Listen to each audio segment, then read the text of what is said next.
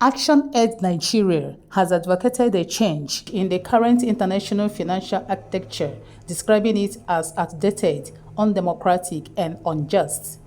Andrew Mamedu, country director of ActionAid Nigeria, disclosed this at a civil society national dialogue on transforming the financing for development in Abuja.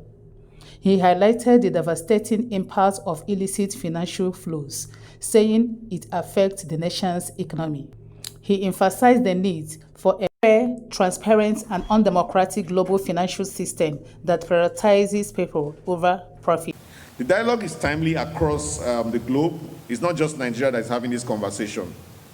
The financing landscape for development is shifting in unprecedented ways and manner.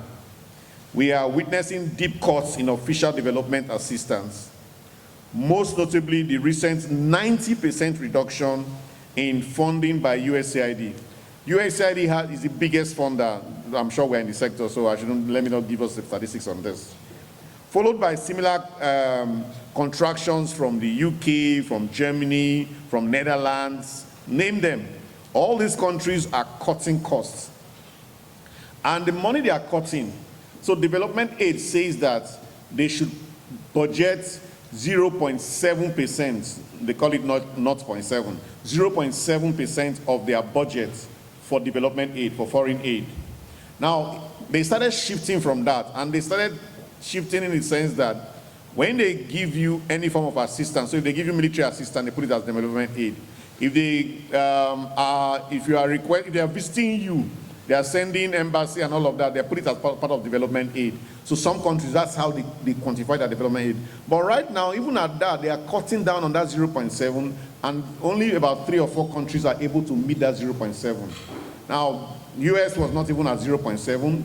They have now further shattered it, dropping by 90%. That is huge. And our health sector, those of us working in the health sector, USAID was contributing a sizable chunk to our health sector development in the country. And of course, once that money is removed, in the humanitarian sector too, once that money is removed, we all notice the difference. And as aid budgets shrink and global priorities around the world realigns, also interests and geopolitical competition. Some of this money isn't going to, like the UK, they are buying more weapons. If you notice, this is the politics of it.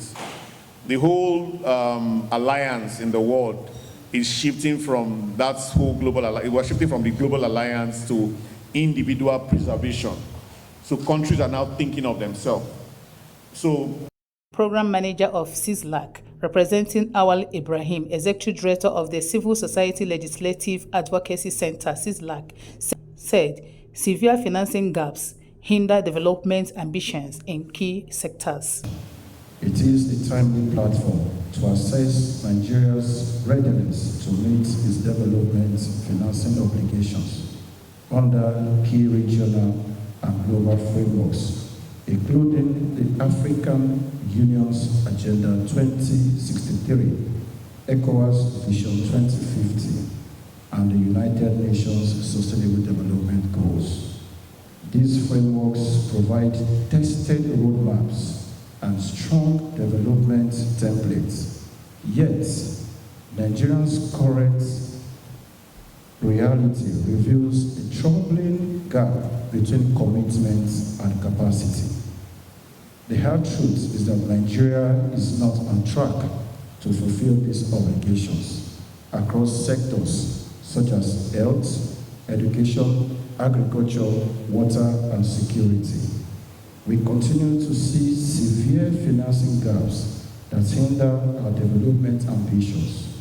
We cannot achieve meaningful progress or investment in these critical sectors, both at the national and subnational levels. Our financing challenges are deeply noted in systemic issues such as corruption, inadequate budgetary allocation, and implementation of non-transparent procurement processes and outdated or unavailable data. They continue to undermine our planning and policy in many states. Most troubling is the collapse of development blueprints at the state level and do not have a measurable development plan.